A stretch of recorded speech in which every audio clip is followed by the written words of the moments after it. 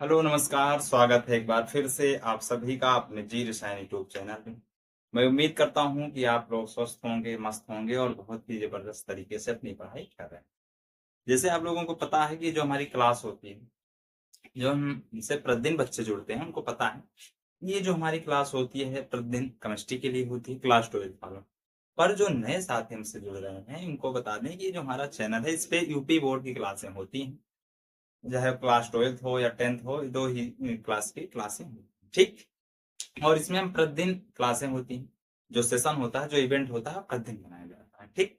तो और जो हमारा ये क्लास 12 का जो केमिस्ट्री है, इसमें हमने पहला चैप्टर पढ़ लिया और सेकेंड चैप्टर को हमने शुरू किया है, जिसका नाम क्या है, वैद्युत रसायन।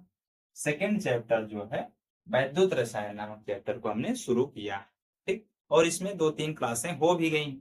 तो आज हमारा जो टॉपिक होने वाला है, जिसमें हमने क्या, पिछली वाली कक्षा में हमने क्या देखा था, मानक हाइड्रोजन हाइड्रोजन इलेक्ट्रोड। इलेक्ट्रोड को हमने देखा था, इसको हमने देखा था कि मानक हाइड्रोजन इलेक्ट्रोड क्या होते हैं, इनके बारे में हमने देख लिया था। अगर सिंपल सा पूछें कि इसका प्रयोग क्या है, हाइड्रोजन इलेक्ट्रोड का उपयोग, तो उपयोग क्या है?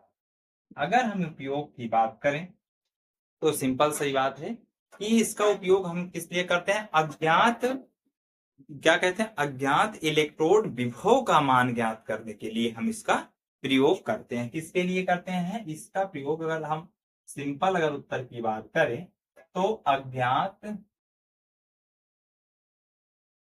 अज्ञात अज्ञात इलेक्ट्रोड इलेक्ट्रोड अज्ञात इलेक्ट्रोड विभव का मान ज्ञात करते हैं, मान ज्ञात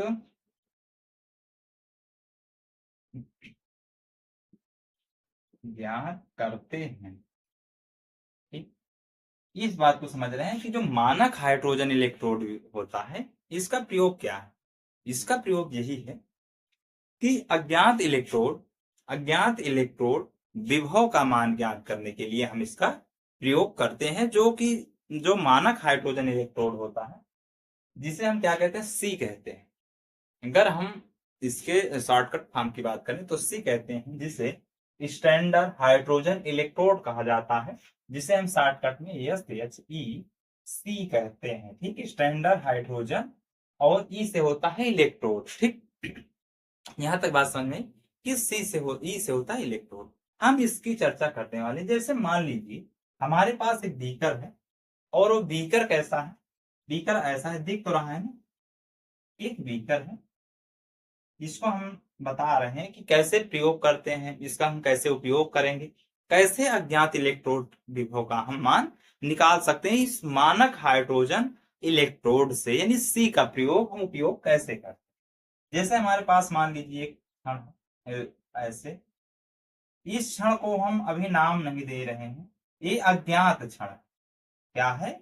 अभी तक हमारे पास होता था, कापर की क्षण होती थी ना, जिंक की क्षण होती थी, तो पर ये क्या है, ये अज्ञात क्षण है, ये अज्ञात क्षण है, ठीक। इसको हम सी के साथ अलग करेंगे। इसको क्या कर दे रहे हैं, हम एक बिलियन में डाल दे रहे हैं। और बिलियन, जैसे आपको पता होगा कि बिलियन उसी का होता है, जैसे हमने कापर यानी जिंक का जब क्षण डालते थे गैल्वेनिक सेल में, तो उसमें क्या होता था, Zn SO4 बिलियन होता था। जो बिलियन होता, जिसकी क्षण होगी उसी का बिलियन भी होता था। तो इसमें क्या करेंगे, इसको मान लीजिए हम यम मानते, ये जो क्षण है यम नाम की क्षण है, तो यम नाम की जो क्षण है, तो इसमें बिलियन भी क्या हो जाएगा, यम प्लस यन प्लस हो जाएगा, यम यन प्लस हो जाएगा।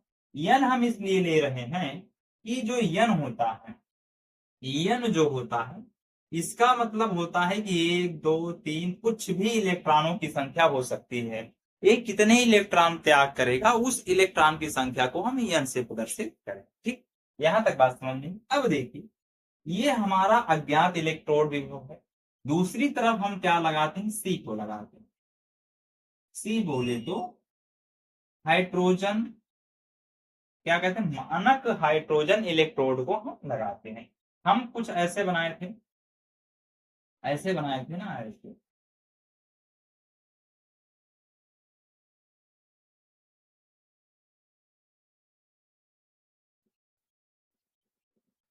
ऐसे बनाए थे ना, ऐसे बनाए थे।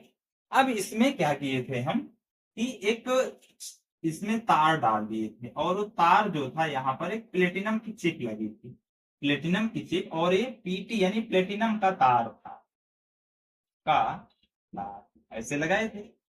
यहाँ तक बात समझिए। और जो इसमें विलयन हुआ करता था वो एच प्लस होता था। एच प्लस इसलिए होता था विलयन क्योंकि ये hydrogen H, H mean hydrogen, और इसमें जो प्लेटिनम की तार है वो जो है एच से इसलिए लगाया जा रहा है कि जो हाइड्रोजन जिसका भी तार होगा उसी का विलयन होगा।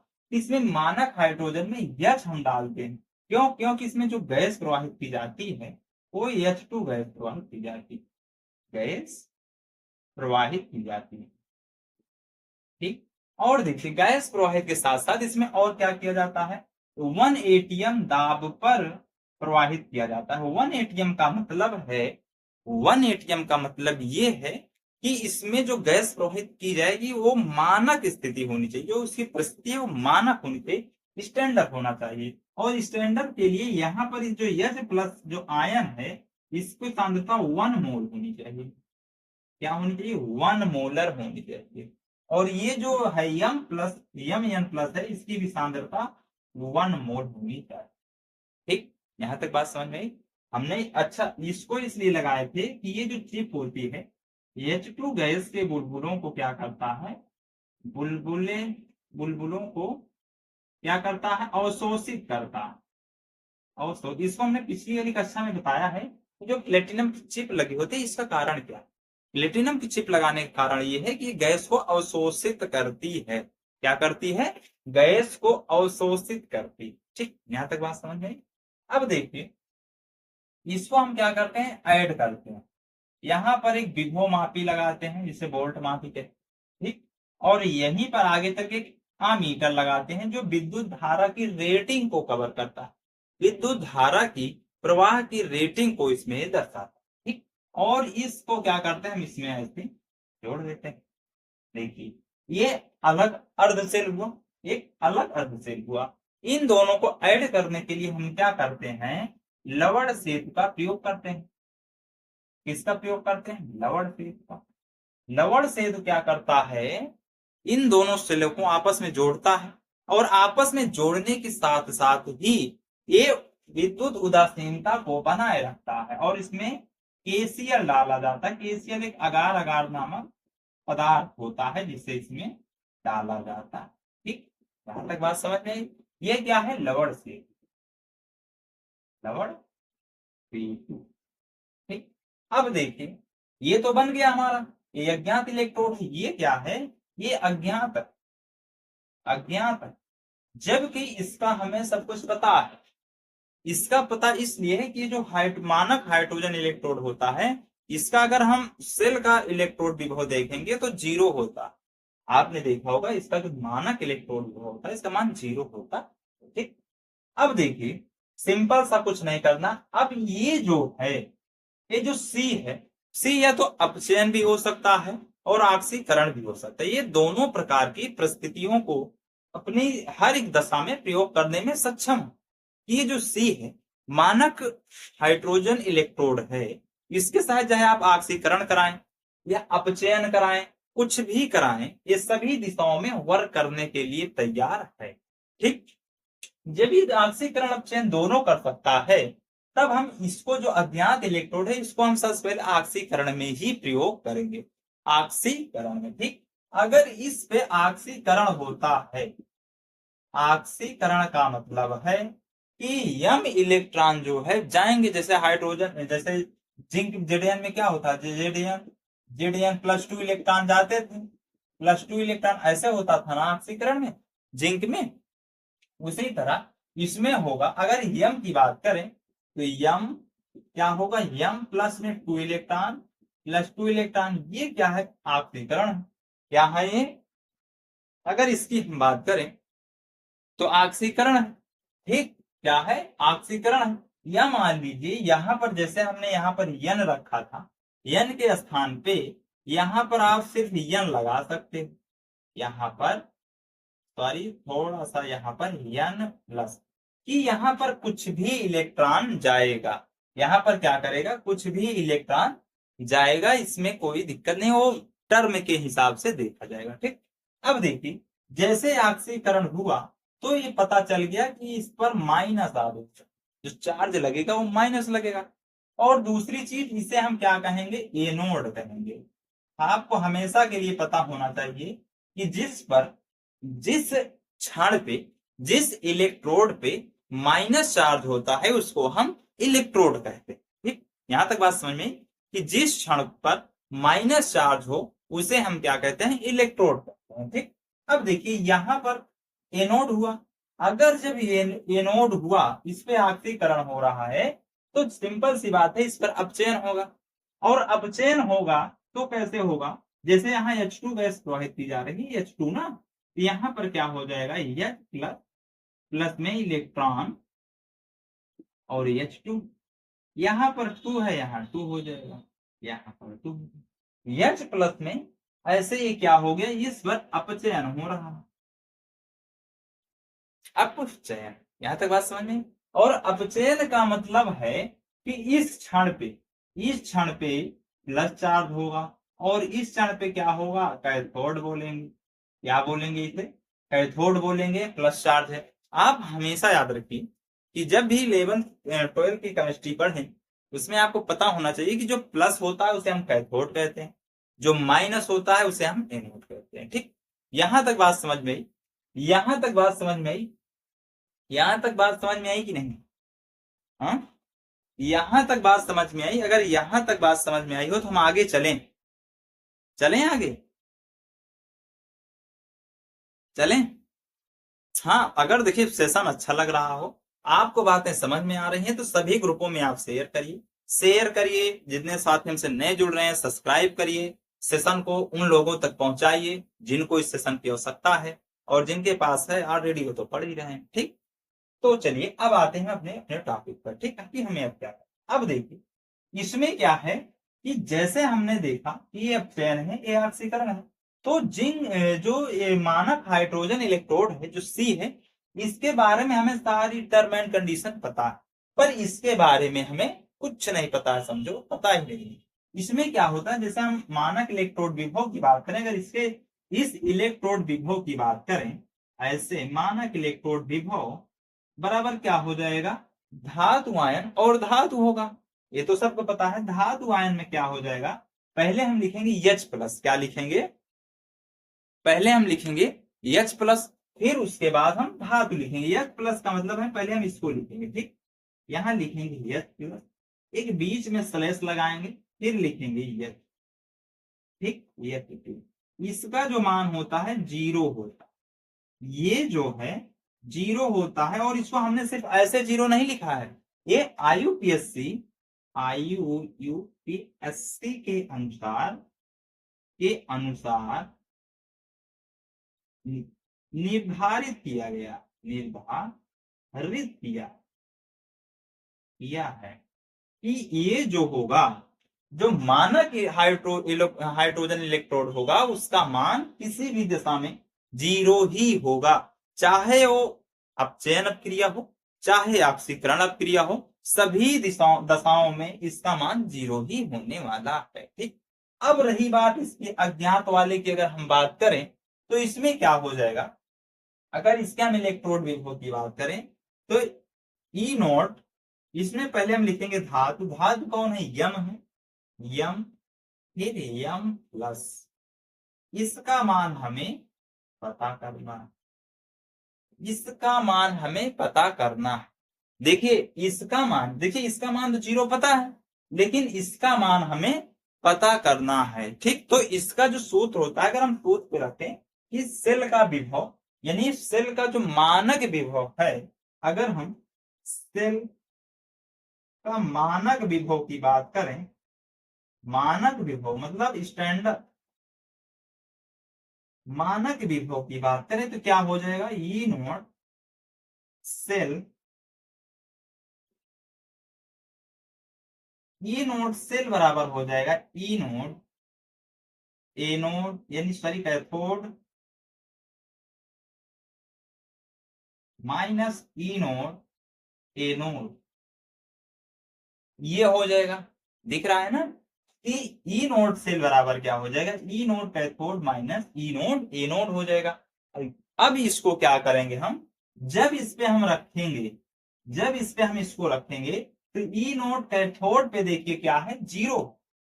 क्या है, ई नोड अगर हम कैथोड की बात करें तो इसके स्थान पे जीरो लिखा जाए, क्योंकि यहां पर इसका मान जीरो है। जैसे इसका मान जीरो हुआ तो यहां पर हम लिख सकते हैं क्या, ई नोड सेल बराबर माइनस ई नोड ए नोड, और ये हो गया हमारा आंसर।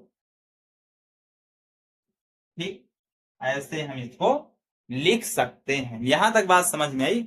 अगर यहां तक बात समझ में आई, सेशन अच्छा लग रहा हो तो आप लोग ज्यादा से ज्यादा शेयर जरूर करिएगा, कमेंट करिएगा। अगर जो कुछ भी आपको ना समझ में आए उसके लिए आप कमेंट करिएगा, हम आपके कमेंट का आंसर देंगे। ठीक, अब देखिए कहीं कहीं ऐसा भी हो सकता है, ये जो कैथोड और एनोड है इसको दाया और बाया से ही लिखा जा सकता है। क्या लिखा जा सकता है, इसको anode cell equal E node दाया, पहले दाया लिखा जाएगा माइनस ई नोड बाया, ऐसे भी लिखा जा सकता है। कहीं कहीं बहुत सी बुकों में आपको दाया बाया भी दिया गया होगा। ठीक, इससे कंफ्यूज नहीं होगा होइएगा। ये रही आपकी पूरी टर्म एंड कंडीशन कि इसको कैसे हमें अप्लाई करना है।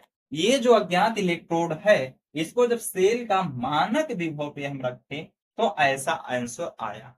और कहीं कहीं मान लीजिए जैसे जेडेन दिया हो, कापर की क्षण दिया हो, तो प्रश्न क्या होता है कि यहाँ जो विभव मापी है यहाँ कुछ ना कुछ रीडिंग दिया जाता है, यानी जो ये ई नोड सेल है, ई नोड सेल का रीडिंग जो यहाँ पर विभव का जो विभव मापी का जो सेल हो, जो मानक होता है, रीडिंग होता है, उसको यहाँ पर लिखते हैं।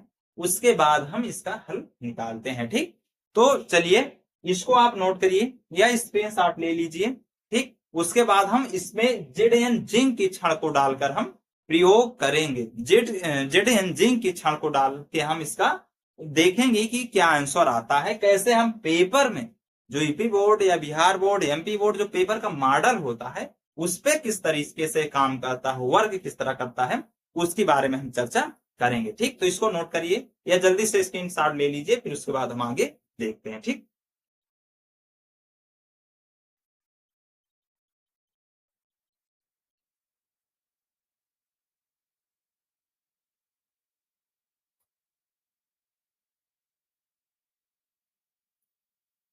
चले हटाएं। चलिए हम सिर्फ इतना हटा रहे हैं, इसको हम नहीं हटाएंगे, सिर्फ हम इसको हटाएंगे। ठीक, क्योंकि इसी में हम हमारे पास स्पेस कम रहता है बोर्ड पे, तो हम यहीं पर सिर्फ इसको बदल कर देखेंगे। ठीक,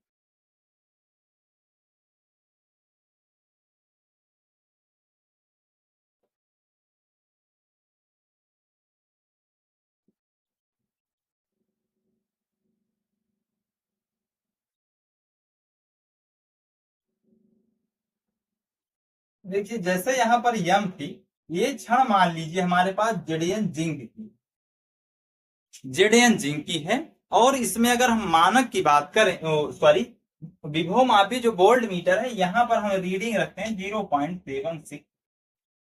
ठीक, 0.76 वाट की हमने रीडिंग भी लगा दी है कि इतने रीडिंग विभव में अंतर इतना बता रहा है। अब देखिए जैसे यहाँ पर देखिए इस तरफ तो अपचयन ही हो रहा है, हम ऑक्सीकरण भी करा सकते हैं, ये दोनों दशाओं में का वर्क करेगा। चाहे इससे आप ऑक्सीकरण कराएं चाहे आप अपचयन कराएं, दोनों दशाओं में कार्य करेगा। ठीक, तो चलिए इस तरफ जो जेडन है इसको हम ऑक्सीकरण में ही लेते हैं। ये जो जब जेडन जिंक की जब क्षण है इसमें जो विलयन होगा जेडन यह 104 का विलयन होगा। ठीक, और दूसरी चीज इसमें 1 मोल होगा। 1 मोल इसलिए होगा कि ये सब जो है आपको क्या कहते हैं कि जैसे सांद्रता दी जाती है, जैसे 1 एटीएम दाब दिए जाते हैं, 25 डिग्री तापमान दिया जाता है, 1 मोल सांद्र दिए जाते हैं, तो ये क्या होता है मानक स्टैंडर्ड टाइप से इसको काउंट हम करते हैं, स्टैंडर्ड टाइप में ये पढ़ा जाता है। ठीक, अब देखिए ये क्या है, ऑक्सीकरण है, ऑक्सीकरण। ठीक, इसको आप एनोड भी कहते हैं, एनोड। ठीक, ये माइनस चार्ज इस पर होगा। अब देखिए जब इसका ऑक्सीकरण कराते हैं तो ऐसे होता है, ये क्या होते हैं, इसमें 2 इलेक्ट्रॉन इस विलयन में आते हैं जेडएन जिंक के क्षण से। ठीक, तो इसको हम क्या लिखेंगे, जेडएन, जेडएन प्लस 2 इलेक्ट्रॉन का त्याग करेगा। ठीक, प्लस में 2 इलेक्ट्रॉन, ये क्या है, ये जिंक की ऑक्सीकरण अवस्था है, ये जिंक की ऑक्सीकरण अवस्था है। क्योंकि जेडएन 2 इलेक्ट्रॉन को त्यागता है, और यहां पर क्या है, अपचयन में हाइड्रोजन 2 इलेक्ट्रॉन का ग्रहण करता है, इसीलिए ग्रहण करने के बाद फिर हाइड्रोजन H2 में बदल जाता है, हाइड्रोजन उसी विलयन में बदल जाता। ठीक, अब देखिए अगर इसके हम बात करें, इसके क्या कहते हैं, मानक सेल की बात करें, ई नोट सेल की अगर हम बात करें, ई note cell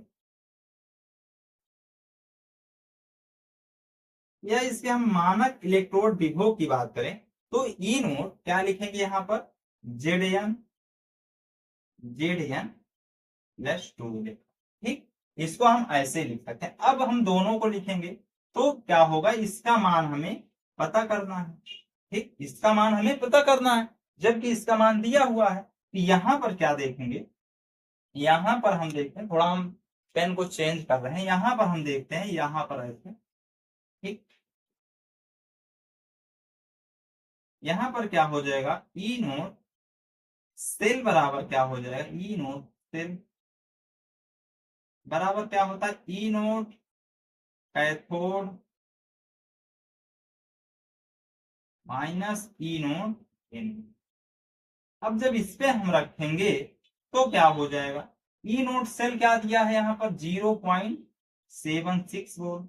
E note cathode के स्थान पे हम क्या रखें, इसके स्थान पे हम 0 पेश करेंगे, क्योंकि इसके स्थान पे 0 है, भाई इसके स्थान पे 0 है, इसीलिए इसको हम 0 रखेंगे। आसानी से सिंपल भाषा में कि ई नोट जो हाइड्रोजन इलेक्ट्रोड, मानक हाइड्रोजन इलेक्ट्रोड का जो मान है, जो सी का मान है, उसको हमें पता है, उसका मान होता है 0, उसको हम 0 रखेंगे। जब 0 रखेंगे तो यहां पर माइनस ए नोट होगा। अब जब ई नोट ए नोट इधर आएगा, ई नोट ए नोट, तो इधर क्या बचेगा, -0.76, ये आपका होगा आंसर। ऐसे आएगा कि ये जो एनोड है, जो इसका ज्ञात मान पता नहीं है हमें, ये जो मान होगा, ये जो मान होगा वो 0 माइनस, इसमें महत्वपूर्ण चीज माइनस ही। केमिस्ट्री में प्लस माइनस का बहुत ही महत्वपूर्ण भूमिका रही है केमिस्ट्री में, इसीलिए -0.76 होगा। ठीक, यहां तक बात समझ में आई। अगर ना समझ में तो एक बार हम फिर से इसे रिपीट कर रहे हैं। ठीक, और हाँ, जितने साथी देख रहे हैं सब लोग सेशन में आइएगा, तो पेन कापी लेकर जरूर आया करिएगा। जो भी चीजें बताई जाए साथ साथ आप लोग नोट डाउन करते चलिएगा, साथ साथ आप लोग नोट डाउन करते चलिएगा, तो हर चीज में आपको सुविधा होगी। ठीक, देखिए जैसे हम बात कर रहे थे मानक हाइड्रोजन इलेक्ट्रोड विभव का उपयोग क्या होता है, अज्ञात इलेक्ट्रोड विभव का मान ज्ञात करते हैं इससे। ठीक, अज्ञात मानक इलेक्ट्रोड, यहां पर मानक लगा लीजिए क्योंकि स्टैंडर्ड टाइप की हम बात कर रहे हैं, मानक इलेक्ट्रोड विभव की। अब देखिए हमारे पास एक इलेक्ट्रोड है जिसमें जेडएन जिंक की क्षण है, और जो विलयन है वो जेडएन SO4 विलयन है। ठीक, दूसरी तरफ हमारे पास सी है, मतलब सी का मतलब मानक हाइड्रोजन इलेक्ट्रोड है। सी को हमने क्या किया है, दोनों को आपस में लवण सेतु से जोड़े हैं। किससे जोड़ दिए हैं, लवण सेतु से आपस में दोनों को हम क्या कर दिए हैं, जोड़ दिए हैं। जोड़ दिए हैं कि नहीं जोड़ दिए हैं, जब दोनों को आपस में हम जोड़ दिए हैं तब क्या हो रहा है, इधर से Zn+2 इलेक्ट्रॉन लेकर जाता है और यहां पर ये अपचयित कर लेता है, यहां पर इस क्षण पे 2 इलेक्ट्रॉन का अपचयन हो जाता है। ठीक, अपचयन हो जाता है। अब देखिए अपचयन हो जाता है, और दूसरी चीज क्या है, इस तरफ क्या हो रहा है, अपचयन हमने कराया है। क्यों, क्योंकि जो सी होता है, मानक हाइड्रोजन इलेक्ट्रोड जो होता है, ये अपचयन भी कर लेता है, ऑक्सीकरण भी कर लेता है, यानी ये दोनों दशाओं में कार्य करता है। ये क्या करता है, दोनों दशाओं में कार्य करता है। ठीक, ये दोनों दशाओं में कार्य करता है। ठीक। तो और दूसरी चार चीज इसमें क्या है कि जो ये ई नोट सेल जो मान होता है इसका मान 0 होता है। आईयूपीएससी के अनुसार निर्धारित किया गया है कि जो मानक हाइड्रोजन इलेक्ट्रोड का जो मान होगा वो 0 होगा ही, चाहे वो किसी भी दशा में हो, चाहे वो ऑक्सीकरण में हो, अपचयन में हो, उसका मान 0 ही होना है। ठीक। और दूसरी चीज हमारे को ज्ञात क्या करना था, हमको इलेक्ट्रोड मानक इलेक्ट्रोड विभव Zn+2 का मान ज्ञात करना था। तो इसको हमने इस पे रख दिया और आसानी से आ गया। ठीक। तो इसको आप लोग नोट डाउन करिए, स्क्रीनशॉट ले लीजिए, उसके बाद इसमें हम कुछ और आगे बताएंगे। ठीक। हाँ, अगर हाँ देखिए आईपीएससी के अनुसार अगर इसमें किसी को, देखिए आप लोग सेशन में आते हो तो कमेंट कुछ ना कुछ जरूर किया करिए। जो कुछ भी आपको न समझ में आए आप कमेंट बॉक्स में कमेंट करिए, आपके हर कमेंट का जवाब दिया जाएगा भाई। आप कुछ ना कुछ कमेंट जरूर किया करिएगा। चलिए इसको नोट डाउन करिए, उसके बाद हम आगे बताते हैं नेक्स्ट टर्म में क्या पढ़ने वाले। इसको नोट डाउन करिए, स्क्रीनशॉट ले लीजिए कुछ भी।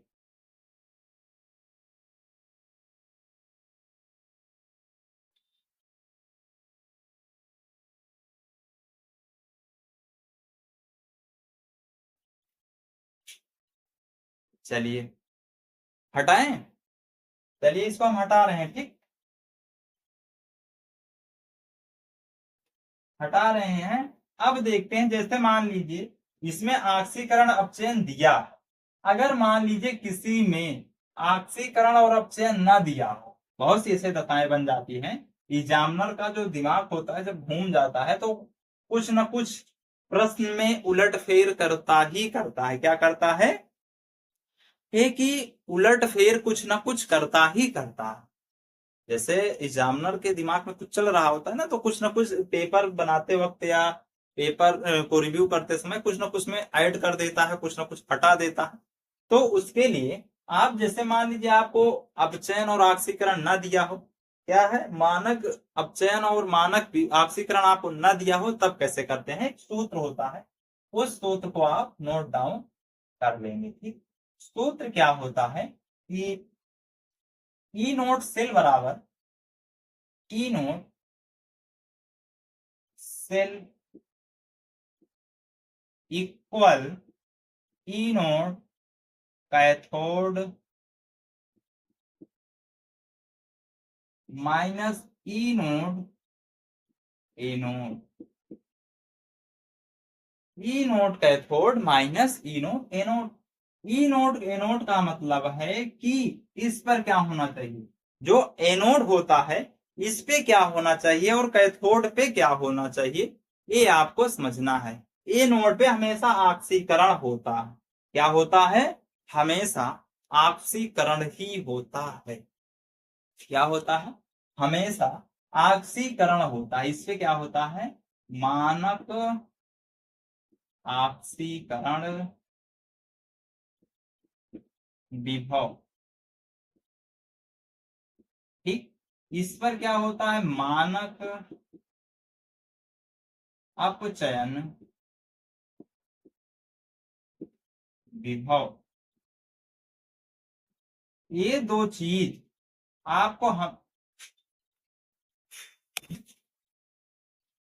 चलिए कोई बात नहीं, थोड़ी सी लाइट का इशू था, लाइट कट गई थी, उसके बाद हम फिर आ गए। देखिए हमें क्या करना है, जैसे हमें कुछ भी ना मालूम हो तो आपको दो कंडीशन हमेशा याद रखनी चाहिए कि जब भी ई नोट सेल की बात की जाए तो आपको सिर्फ ई नोट सेल इक्वल ई नोट कैथोड माइनस ई नोट एनोड याद होना चाहिए। एनोड पे हमेशा ऑक्सीकरण होता है और कैथोड पे हमेशा अपचयन होता है। इस बात को हमेशा याद रखना है कि एनोड पे हमेशा कैथोड रहता है और सॉरी कैथोड पे हमेशा एनोड कैथोड पे हमेशा अपचयन रहता है और एनोड पे हमेशा ऑक्सीकरण रहता है। अगर मान लीजिए जब कुछ भी ना दिया हो, जब कुछ ना भी दिया हो तो आप समझ जाइए कि ऑक्सीकरण को क्या कहते हैं, एनोड कहते हैं। एनोड इसको हमने ऊपर भी लिखा है और अपचयन को कैथोड। ये हमेशा आपको याद रखना है। आपके इस तरह के जो न्यूमेरिकल आएंगे अपने आप हल हो जाएंगे, आपको इतनी सी चीजें याद रखनी। ठीक, यहां तक बात समझ में आई। यहां तक बात समझ में आई? अगर यहां तक बात समझ में आई हो तो चलें फिर आज क्लास को हम यहीं तक रखें। मिलते हैं नेक्स्ट वाले सेशन में। और जितने साथी हमसे जुड़े हैं ज्यादा से ज्यादा लाइक करिएगा, शेयर करिएगा, और जितने हमारे नए साथी जुड़ते हैं वो सब्सक्राइब करने के बाद बेल आइकन की